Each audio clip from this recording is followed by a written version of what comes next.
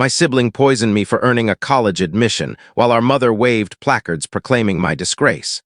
Now they're both pleading for my aid, but I'm no longer naive.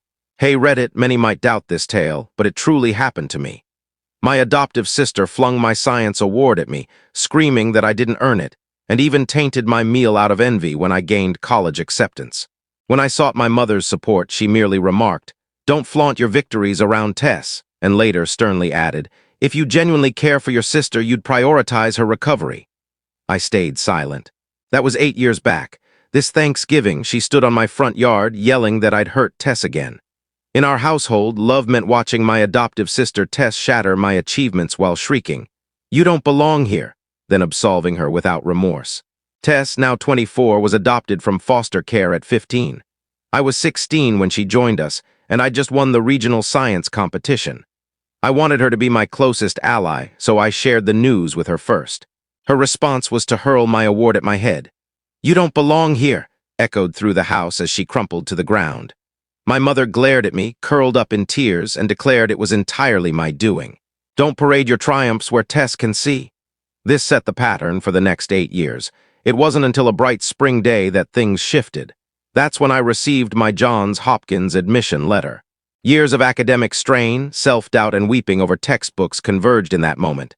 I called friends, shared the news, and researched Baltimore apartments. I was simply Alina, not Tess's trigger, not the family's martyr, just a future physician plotting her freedom. Until my mother came home and saw me celebrating. "This is wonderful. We'll figure out how to make it happen." Her smile seemed kind, but her eyes betrayed her. After an hour of forced warmth, the truth emerged. "Of course, Tess must go with you. Baltimore has great trauma programs and she can't cope with you leaving. I'll cover rent for a 2-bedroom. Tess, in my home, with access to my medical tools, study notes, and dreams. "Mom, you know what happens when she sees me succeed." "She hasn't had an outburst in months," she insisted, as if Tess hadn't shredded my MCAT study guides the previous week. "If you want what's best for your sister, you'd help her mend." Mom always recounted Tess's past. Tess was the outcast in her foster home, nothing violent, just countless small slights. No birthday gifts for the foster child, but parties for the biological one. Worn clothes for her, new outfits for the other. Her grades ignored, while spelling bees were celebrated. "You don't deserve good things" became her mantra. Tess was now forcing it on me. She was tougher, harsher, and more unyielding than me, but she had a weakness. Her predictability.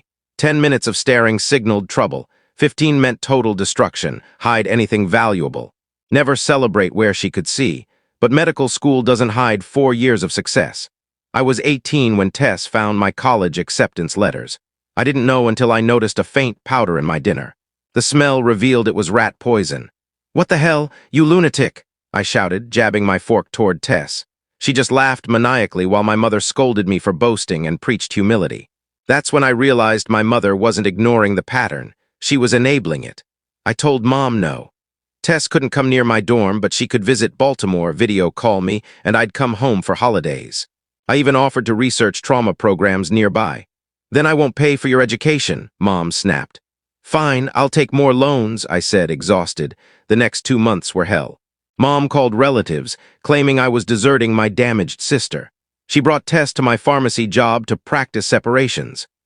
Tess stared at my white lab coat for 10 minutes before toppling a display of medicines. "You don't belong here." My boss banned them from returning. Fast forward to the week before my white coat ceremony, my aunt phoned. "Your mother bought plane tickets. She says you can't exclude Tess from family events. She's been staring at your white coat photo online for days." I knew what that meant. Mom had spent 8 years ensuring I understood Tess's pain outweighed my future. Every ruined milestone had an excuse tied to foster care. But I wasn't the scared, compliant 16-year-old anymore. I was a woman who knew her value and was ready to resist. So I planned. First, I changed the ceremony location on all my social media, claiming it moved to another campus building. Then I contacted the school to explain. Douglas, the security guard, was sympathetic. He promised to watch for anyone matching their description. I also asked my roommate Jenna to be my lookout. She already knew about Tess's issues. On the ceremony day, I woke at 5 a.m. Sleep was impossible with my nerves. I retrieved my white coat from Jenna's closet, where I'd hidden it for weeks. I'd learned not to keep important things in my room. I dressed in the bathroom, door locked, chair wedged against it. Paranoid? Perhaps, but try living with someone who poisoned your food. Jenna drove me to campus early. We used her car since mine was too recognizable. I kept checking my phone. Mom had texted 12 times already, all versions of "Where are you?" And Tess is thrilled to cheer for you. She once tore up my SAT score report to cheer for me. We parked in a different lot. I entered the building through a side door. Douglas was there as promised. He gave me a thumbs up. No sign of them yet. I went to the prep room where other students were getting ready. Everyone was taking selfies and fixing their hair. I sat in a corner, eyes on the door. My friend Jake asked if I was okay. I said I was nervous, not mentioning my sister might crash and ruin everything. He wouldn't have understood. His biggest family issue was his dad missing his soccer games. Must be nice. My phone buzzed 30 minutes before the event. Mom again. This time, photos of her and Tess at the wrong building I'd posted online. They stood outside, confused.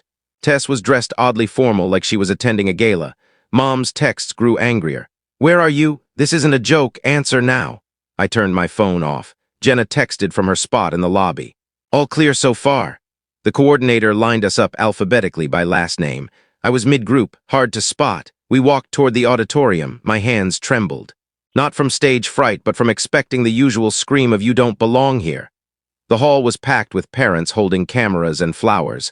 I scanned the crowd as we entered. I didn't see them. Maybe my plan worked. We took our seats on stage. The dean began speaking about dedication and service. I barely listened, eyes on the doors. Then I saw her, not Tess. Mom. She was at the back entrance arguing with security. Her face was flushed. She pointed at the stage, at me. But Douglas blocked her. She had no ticket. I'd forgotten to mention the ceremony was ticket-only. My mistake. The dean called my name. I stood, crossed the stage, received my white coat, smiled for the photo, and for the first time in 8 years celebrated a milestone without fear. No thrown objects, no torn papers, no poison in my food. Just me and my white coat starting my future. After the ceremony, Jenna and I met outside. She grinned, saying Mom and Tess arrived just after I got my coat. Tess tried to rush the stage but was stopped by security. Mom caused a scene, shouting about discrimination and trauma. Other parents stared. They left before campus police showed up. I checked my phone on the way home. 47 missed calls, over 100 texts. Mom's last one was blunt. "Come home now, we need to address your behavior." My behavior, not Tess trying to ruin my ceremony, not her poisoning me. My behavior, I didn't go home. I went to Jake's apartment instead. His roommates were throwing a party. I wore my white coat all night. I took countless photos and posted them everywhere, every single one. Because for once, I wasn't hiding my success. I wasn't dimming my light so Tess wouldn't be triggered. The party lasted until 2 a.m. I crashed on Jake's couch. I woke to more furious texts, this time from Dad. He usually stayed out of Mom and Tess's chaos, but Mom had clearly rallied him. His message was about family duty and trauma sensitivity. Same narrative, different voice. I knew I'd have to go home eventually. My stuff was there. My car, my whole life, really, but something felt different. I'd stood up to them, outsmarted them.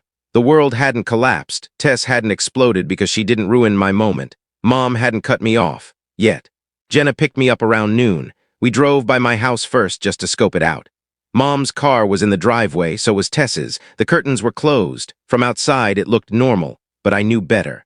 Inside was likely a war zone of Mom's guilt trips and Tess's rage. We parked down the street.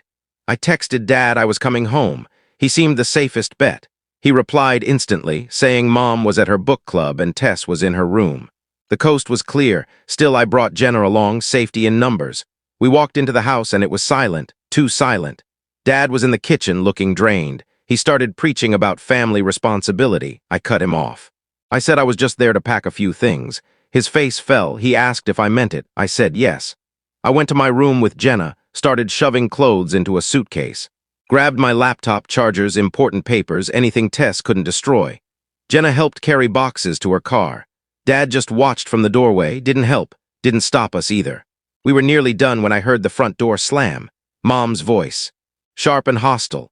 Then footsteps on the stairs. Quick, deliberate, I knew that sound. I grabbed the last box and headed for the door, but Tess was already there, standing in my doorway, staring at my empty room. Her face was blank, worse than anger. She looked at me, then at the box in my hands, then back at my room. The staring began. I checked my watch, started counting.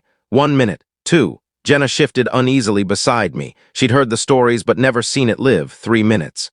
4. Tess's hand started trembling. Here it comes. But then something odd happened. Instead of yelling or throwing things, Tess just turned and walked away. Down the hall, to her room, slammed the door. Jenna and I exchanged glances. That wasn't normal. Tess always exploded. Always. Mom appeared at the top of the stairs. Her book club outfit was pristine, but her face was contorted with fury.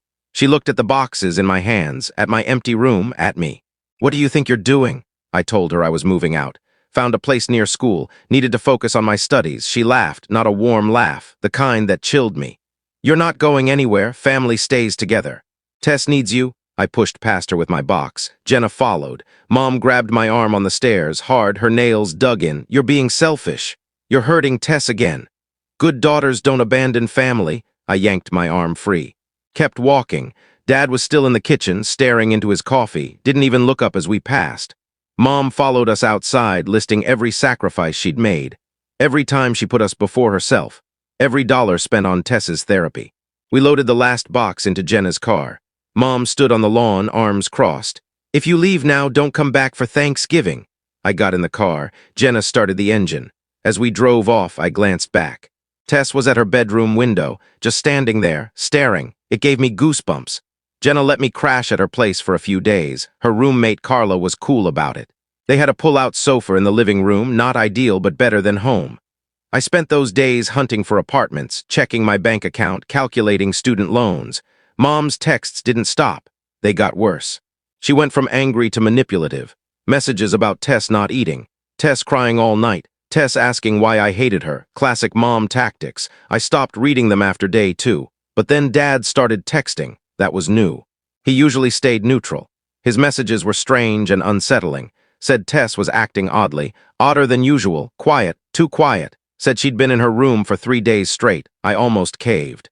Almost drove back to check on her. Jenna talked me out of it, reminded me this was likely another manipulation. Tess was 23, not a toddler. She had parents to look after her. Jenna was right. I knew she was right. But I still felt guilty. On day 4, I found an apartment. A studio near campus. Small but mine. The landlord, Trevor, didn't care about my family drama, just wanted first and last month's rent plus a deposit. I signed the lease that afternoon. I finally had my own place, my own space, my own life. Moving in was easy since I had so little. Jenna helped me buy basics, Goodwill furniture, dollar store dishes, Walmart bedding, nothing fancy.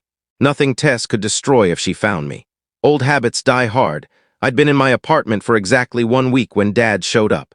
Not sure how he found me, probably through Jenna's social media.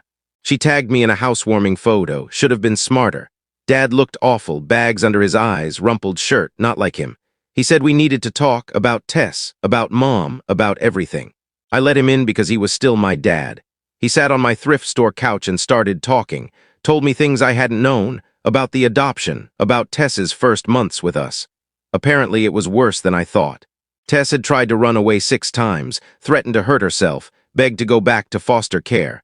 Mom hid it all from me, wanted me to bond with my new sister without baggage. So much for that plan. Dad said the therapist had warned them. Tess might fixate on me.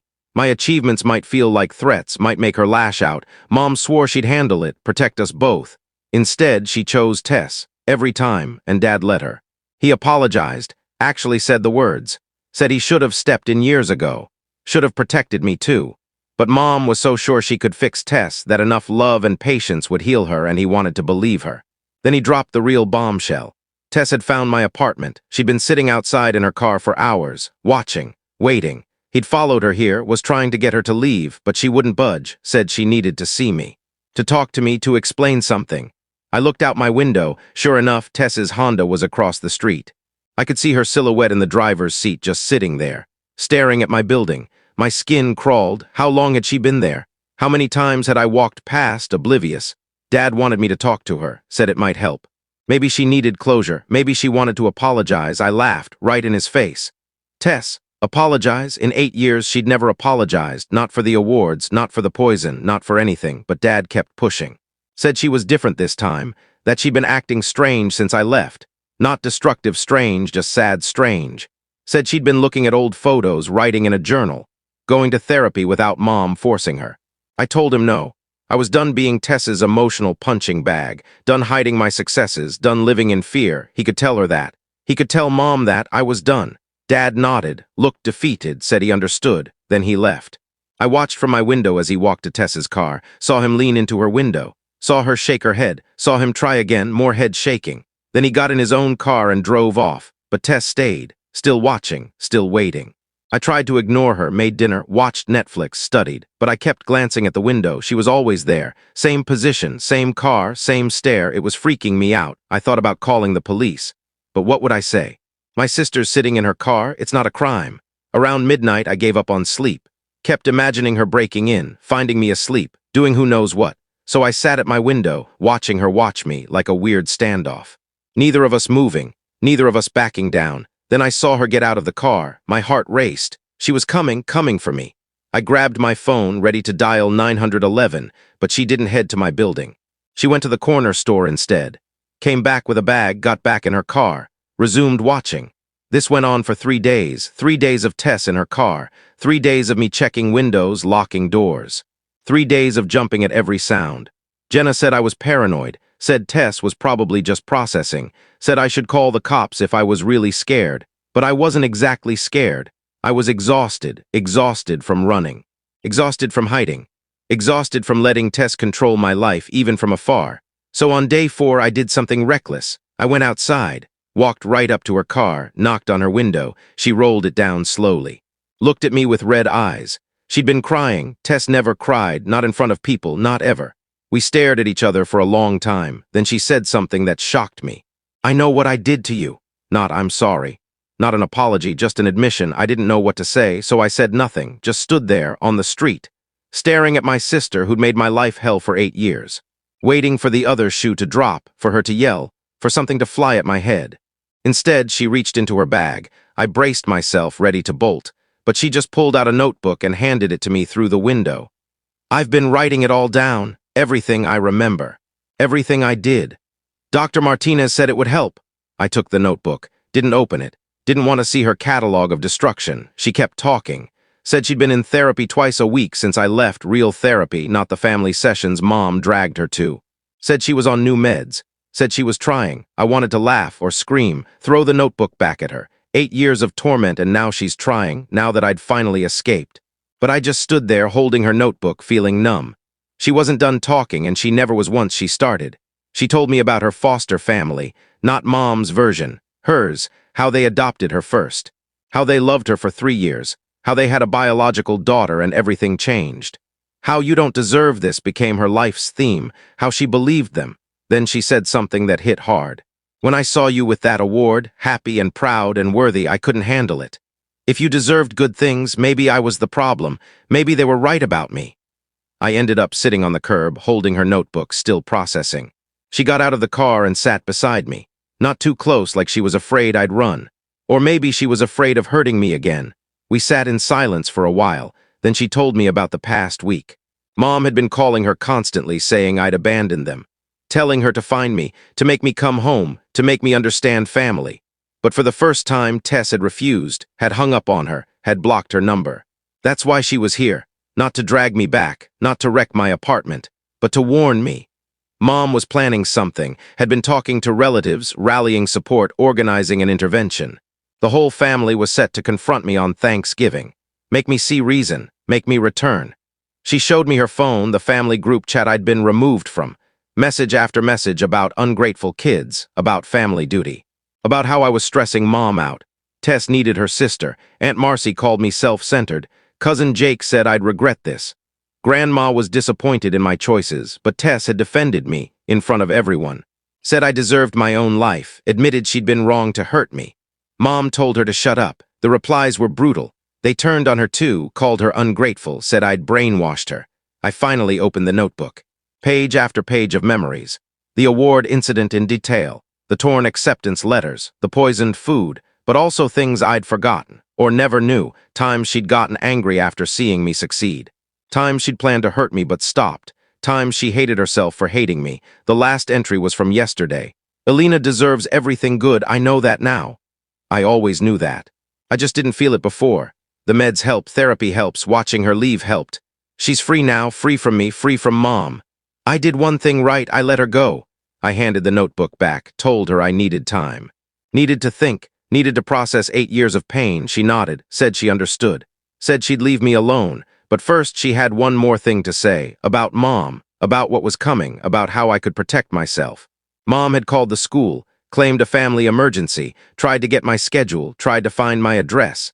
The administration didn't tell her, but Mom kept pushing. She'd also been calling my job. Told them I was having a breakdown, needed help. That family was worried. Tess had screenshots, messages where Mom discussed strategies, how to force me home, how to make me see I was selfish, how to use Tess's trauma to guilt me, how to turn the family against me, how to make my life so miserable I'd crawl back. But here's the twist. Tess had undermined her, deleted messages before Mom could send them, fed her false information, told relatives I'd moved to another city, ran interference. My tormentor had become my shield.